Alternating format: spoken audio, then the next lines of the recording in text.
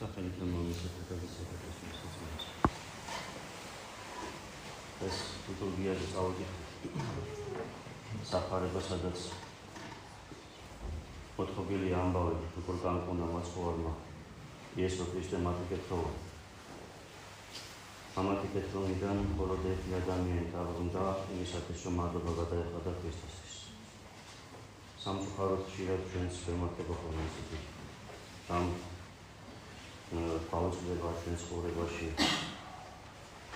ასრულებული თუნდაც ასწავლებელი, თუნდაც სწავლება, რაც ჩვენს ოჯახებზე მოიწია, რაც ჩვენს თითოეულ ჩვენგანზე მოიწია და გაუძლება ხოლმე მადლობის გადახდა. ჩვენ ბევრი რამე გვაქვს სამადლობელი, რა თქმა უნდა, წინაშე და უმადურობა ყველაზე დიდი ცოდვა არის ერთ-ერთი ცოდვა არის, თუ შეიძლება რაიმე ცოდვა ჩაიგდოს ადამიანმა. ამიტომ ყოველთვის უნდა ვცდილობდეთ, რომ შეიძლება გულით რაღაც ავიღოთ განწყობილი ისე, რომ სამადლობას ვიხდით ის წინაშე, თუნდაც ადამიანების წინაშე, ვის ჩვენ კეთილი გვიყო, მაგრამ სიტყვითაც და საქმითაც უნდა ვცდილობდეთ, რომ მადლობა გადავიღოთ. მადლობა ღმერთო ყველაფერთვის, შეიძლება უნდა თქვა გულში და სიტყვითაც და ჩვენი ცხოვრების ეს პირველ რიგში უნდა მადლიერება გამოხატოთ ის წინაშე, ჩვენი ცხოვრება, ჩვენი ქრისტიანული ცხოვრება. მადლობას სამადლობელი გვაქვს ჩვენ გადასახდელი ისტორიულადაც, იმიტომ რომ დღეს ჩვენ მართლმადიდებლები ვართ და ვართ დედა ეკლესიის შვილები. ამისთვის პირველ რიგში, რა თქმა უნდა, ღმერთს უნდა შევწიროთ მადლობა და ყოვლადწმინდა ღვთისმშობელს და შემდეგ ჩვენ წინაპრებს, რომლებმაც უამრავი სისხლი, ოქრი, შრომა დაარქვიეს იმისათვის, რომ დღეს ჩვენ მართალი სარწმუნოების მდიდრები ყოფილიყავით. მადლობა უნდა ვუთქვა ჩვენ წინაპრებს იმისათვისაც, რომ იბრძოლეს იმისათვის, რომ თითოეული გოჯი მიწა შეინარჩუნებინა ჩვენი ქვეყნისთვის და რაც შემოუჩით კიდევ მათი ბრძოლის შედეგი. მადლობა უნდა გამოვხატოთ დღესაც ის წინაშე, ყოვლადწმინდა ღვთისმშობლის წინაშე, იმ ადამიანების წინაშე, ვისაც ამ საქმეში წვლილი უსვრის, რომ დღეს მთელ მსოფლიოში და განსაკუთრებულად ჩვენი ქვეყნის ხარჯებს გარეთ ყველა ქვეყანა ჩართულია ომში. ყველა ქვეყანაში რაღაც არეულობა, შიდა თუ გარე და დღეს ჩვენს სამშობლოში მშვიდობა, ეს ძალიან დიდი წყალობა არის ჩვენი ქვეყნისთვის, ჩვენი ეკლესიისთვის. რა თქმა უნდა, ამას თანახმა უნდა და სამადლობელი მადლობა უნდა გადავიღოთ. მადლიერები უნდა ვიყოთ. მაგრამ მე მინდა ხაზი გავუსვა რამდენიმე ფაქტს, რაც ამ ბოლო პერიოდში განსაკუთრებული ყურადღების ქვეშ მოვიდა პირადად ჩემთვის, როდესაც ხელისუფალი თაყვანისცემს უცხოურებს. დაახლოებით რამდენიმე წლის წინ ებრაელებმა აღნიშნეს ხანუკის დღესასწაული, ჭადრაკის დღესასწაული და რაღაც ტრადიციასავით ჩამოუყალიბდა უკვე ჩვენს ხელისუფალს, რომ ყოველ წელიწადს იქ უნდა მივიდნენ, სამხრეთი უნდა დაანთონ, უნდა მიულოცონ, უნდა მიიღონ დღესასწაულში მონაწილეობა და თურმე ეს არის მხოლოდ მშვიდობის და სიყვარულზე გამარჯვების დღესასწაული. რაც რა თქმა უნდა ეს ასე არ არის. ეს არის მხოლოდ ნიღაბი და შეფუთული იმისათვის, რომ ადამიანებს მოაწონონ ეს და ლამაზად მიართვა. სინამდვილეში ეს არის ძალიან დიდი ცოდვა. ასევე ჩვენი მთავრობის ინიციატივით, რომ მის პაპია მოწვეული საქართველოში ჯერჯერობით ავეში თოდის ჩამოვა, რაც რა თქმა უნდა ძალიან ცუდია, იმიტომ რომ ისტორიულად საქართველოს კათოლიკურ სამთავროსთან ურთიერთობა კარგად არ ახსოვს. კათოლიკები ყოველთვის, როგორც საქართველოში, ისე სხვა ქვეყნებშიც, სადაც შედიოდნენ, ყოველთვის ცდილობდნენ, რომ თავიანთი რელიგია გაეცელებინათ და ამ რელიგიის გასავრცელებად ყველა ხერხს და ყველა ღონეს მიმართავდნენ, მათ შორის ძალასაც, ყურისაც და ასე შემდეგ. მე ვახსენე სიტყვა უცხოურმეერთების დაკომისება. ეს არის ნამდვილად არის უცხოურმეერთების დაკომისება და რაც კათოლიკებმა უარყვეს ის წინაენათა ის სარწმუნოება, რაც მოციქულებმა იქადაგეს ქრისტეს მიერ ნასწავლი,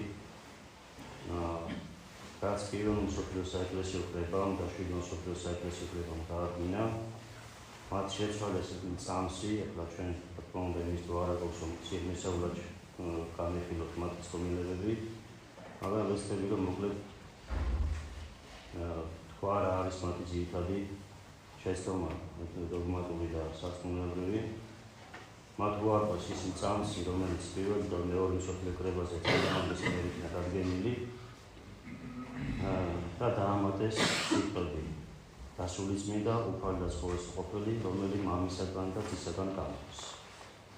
და ძისაგან ეს არის დამატება, რომელმაც თავდაპირველად დააყენა მთელი საფარები. ჩვენ ვიცით, რომ ყურაწმინდა სამება არის ერთი ღმერთი სამი პირით, მამა, ძე და სულიწმიდა. ჩვენ არ ვამბობთ, რომ არის სამი ღმერთი, არამედ არის ერთი ღმერთი სამპიროვნო. როგორც მზე აქვს ფორმა, ცისგან გამოდის სიტყვა და ძისგან გამოდის სინათლე, მაგრამ არ ვამბობთ რა, რომ არის სამი მზე, არის ერთი მზე, სამი შემადგენელი ნაწილით, ესევე შეგვიძლია წარმოვიდგინოთ, როგორ შეიძლება იყოს სამპიროვანი ღმერთი ერთი. მამა არის უშობელი და ყოველთვის მიზეზი, მამისგან იშობა ძე და უსახელო, ისე რომ ის როგორც მამა არსებობდა, ისე ძეც არსებობს და ის სულიწმინდაც არსებობს. რა თქმა უნდა, შობა ეს იმას არნიშნავს, რომ მან დროში აქვს საწყისი და სულიწმინდა გამოდის მამისაგან. მხოლოდ ეს სამი თვისება აქვს, თუ შეიძლება განსხვავება დავთვალოთ მათ შორის, არანაირი განსხვავება, არანაირი მათ დიდებაში, მათ ძალაში, მათ პატივში არ არსებობს. სამივე არის თანასწორი, ერთმანეთისგან განუყოფელი და ერთმანეთში შეურაცხმელი. კათოლიკებმა რომ დაამატეს, რომ მამისაგანაც და ძისაგანაც გამოდის სულიწმინდა, ამით მიიღეთ არა ყურაწმინდა სამება, არამედ 4 პირი, მამა, ძე და 2 სულიწმინდა, რომელიც მამისგანაც გამოდის და ძისგანაც გამოდის. ეს მოკლედ თუ რატომაც რა ძირითადი ცნობილება აქვს კათოლიკურ სამყაროს. მაგრამ საფარებაში კი ჩვენ გვაქვს ესეთი სწავლება იესო ქრისტესთან, ვინც ერთი ძიმე, ან ერთი წერტილი, ან ერთი სიტყვა საუმატოს ან გამოაგროს იმ სწავლებას, რაც საფარებაში წერია, სასუფეველის დიდებას დააყენებს. და ის სულები დაემატოს, თუ რამეს დაამატებს, რაც ამ წიგნში წერია, ის სასჯელები, რაც ცოდილებისთვის არის გამოთქმული საფარების მიერ.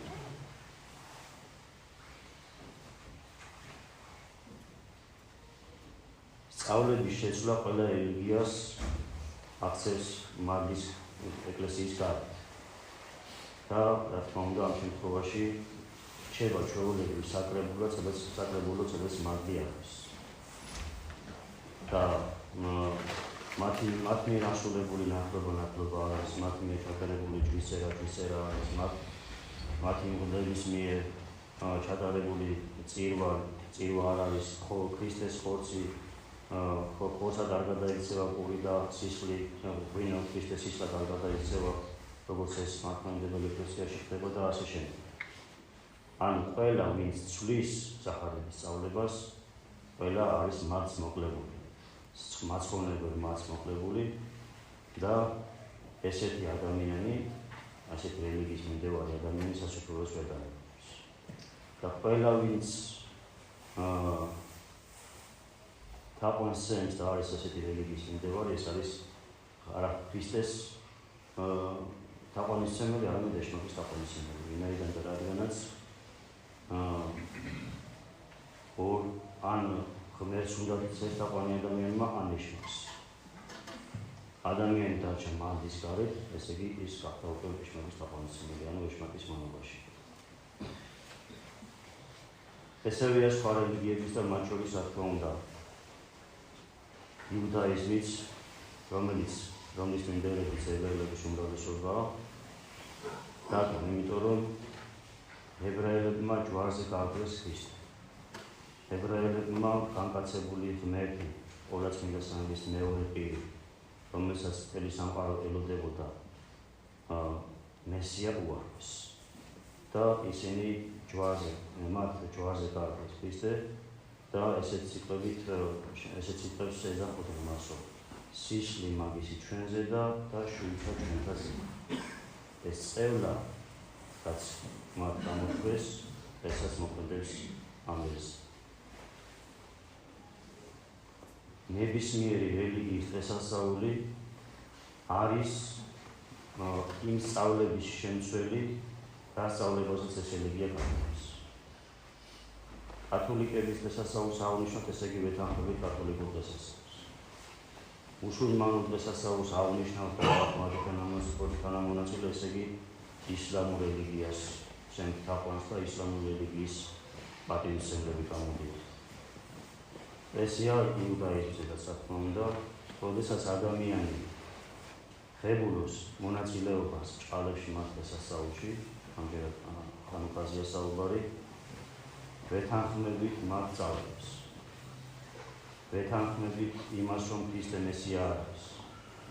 და ვეთანხმებით იმის სწავლებას იმაზე, რომ მესია უნდა მოვიდეს და ეს მესია ვიცით, რომ იქნება ანტიქრისტე.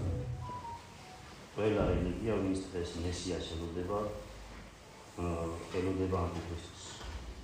და ანტიქრისტე რომ მოვა, ყველა მას მიიღებს როგორც მესია.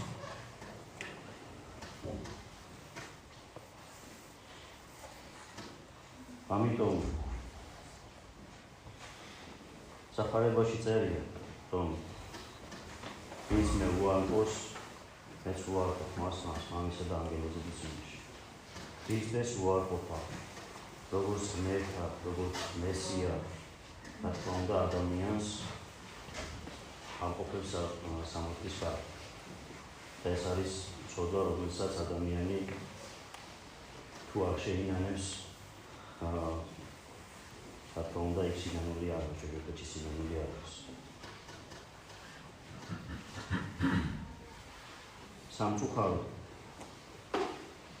ქმედებებს, რომელსაც ხელისუფალი აკეთებს ხოლმე სხვა რელიგიების პატივისცემის დროს, ხშირად ამართლებენ იმით, რომ თურმე ვითომ დავით აღმაშენებელი მეჩეთში გადიოდა და მათ ბაძავენ ის.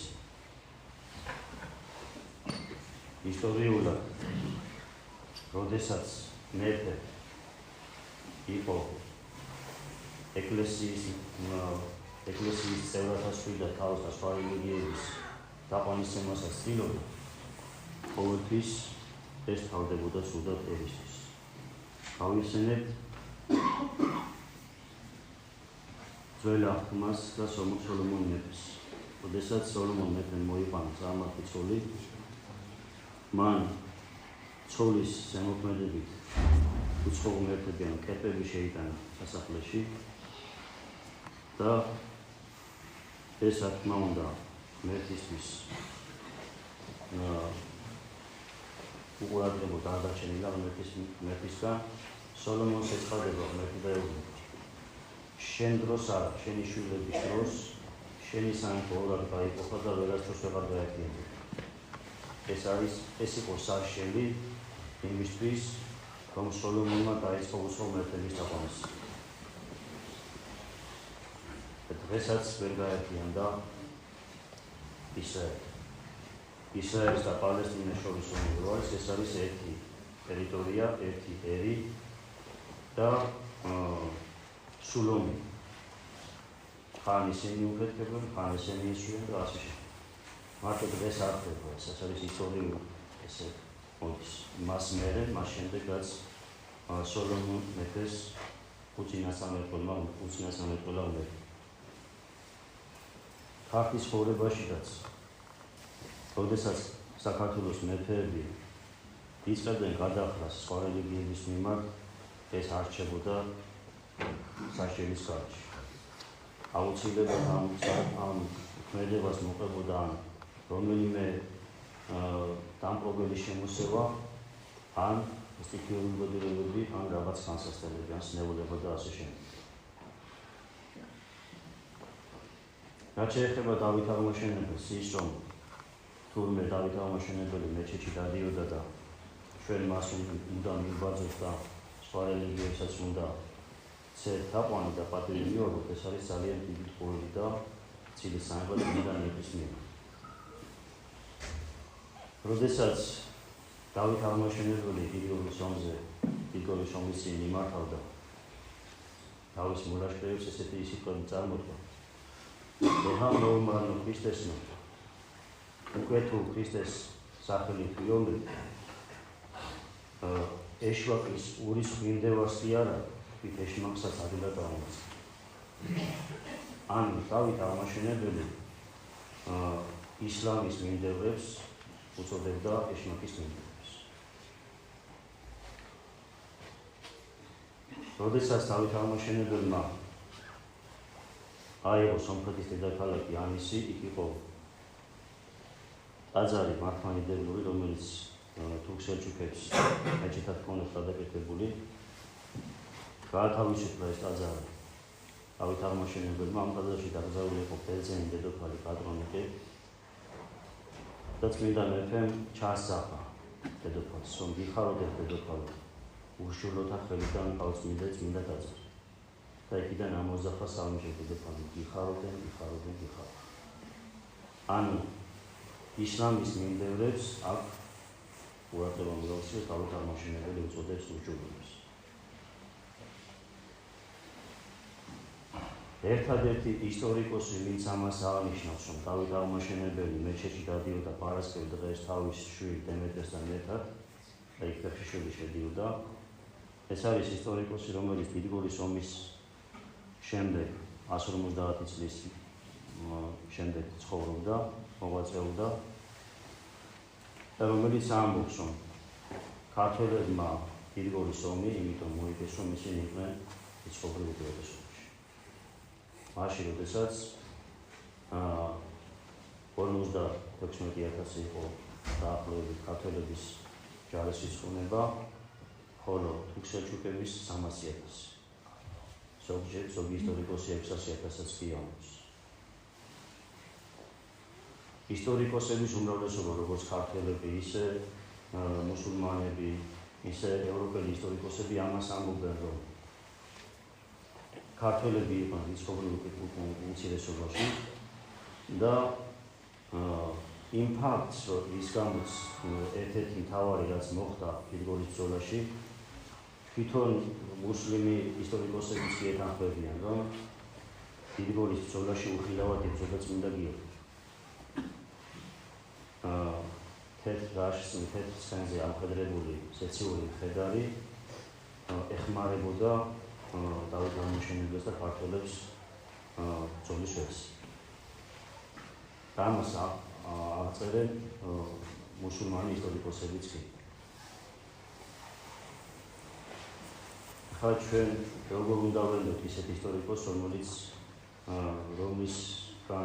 რომლის ინფორმაციაც აბსოლუტურად ეწინააღმდეგება ყველა ისტორიულ წყაროს. და როგორ უნდა დავიჯეროთ ამ ყველაფრის შემდეგ, სადაც დავით აღმაშენებელი მუსულმანებს უშვილოებს ეძახის, ეშმაკის მინდევრებს ეძახის და თან მეჩეთში დაიწყო. სულ ორჯერ არის დავით აღმაშენებელი მეჩეთში ყოფი. ერთი ყოფნის დროს მან, როგორც ისტორიული წყაროები გადმოგვცემენ, ამხილა მუსლიმები ყურანის ტომილებაში, იმიტომ რომ მან ძალიან კარგად იცოდა ყურანიც, კარგად იცოდა საეკლესიო სწავლებაც, დოგმატები და კანონები, სახარების სწავლება, სახარების იცოდა და აქედან გამომდინარე დავით აღმაშენებელა ამხილა მოლები ყურანის თქმულებში. ეხლა როგორ უნდა დავიჯეროთ, რომ დავით აღმაშენებელი დადიოდა მეჩეთში ყოველ პარასკევს თავის შვილთან ერთად. და ყველაზე მთავარი დავით აღმაშენებელს აქვს დაწერილი გალობანის სინამდვილის, რომელიც არის მისი აღსაველი. სადაც გადმოსავლის სიტყვებით, რომ ყველა ცოდვა ჩამიდენია, რის ხანს ყოფილი ვარ, უსამართლოც ყოფილი ვარ, უმოწყალოც ყოფილი ვარ, გლახაკების მიმართ არ ყოფილი ვარ, ისეთი როგორც უნდა ყოფილიყავი, მაგრამ პატიებას თხოვს ყველა ცოდვას ღმერთს, მაგრამ უცხო ღმერთებისკენ არასდროს არ გამიფედია და წმინდა მამების მიერ დადებული სასწაულების არასდროს არ მიღება. აი ეს არის დავით აღმაშენებელის წამსი. და კიდევ ერთხელ ვამბობ, რომ მიბაძვა დავით აღმაშენებელს, უნდა მიბაძოთ იმით, რომ ყველა უყვარდა დავით აღმაშენებელს, განურჩევდა რელიგიის, მაგრამ განარჩევდა ერთმანეთისგან პატივისცემას, ადამიანისას და რელიგიისას. ჩვენ, რა თქმა უნდა, ყველა ადამიანს პატივი უნდა ვცეთ, ყველა ადამიანს გაჭირებაში უნდა დავეხმაროთ, მით უმეტეს, როდესაც ხელისუფლებაში ადამიანი, ვალდებულება და პასუხისმგებლობა უფრო მეტია, მაგრამ ის, რომ პატივი მივაგოთ უცხო ღმერთებს, ეს ჩვენი ქვეყნისთვის კარგად არ დასრულდება. თუ ჩვენ ვფიქრობთ, რომ ტერიტორიები უნდა დავიბრუნოთ, უცხო ღმერთებს კი არ უნდა ვცეთ. ისე უნდა მოვიცეთ, როგორც იქცეოდა დავით აღმაშენებელი. დაგვემართება ისე, როგორც დაემართა სოლომონის. რაც აუთქვა ღმერთმა სოლომონის, ესაც სული. თუ ჩვენ უცხო ღმერთების თაყვანისმცემას არ დავანებოთ თავს, ჩვენ ტერიტორიებს ვერასდროს ვერ დავიღოთ.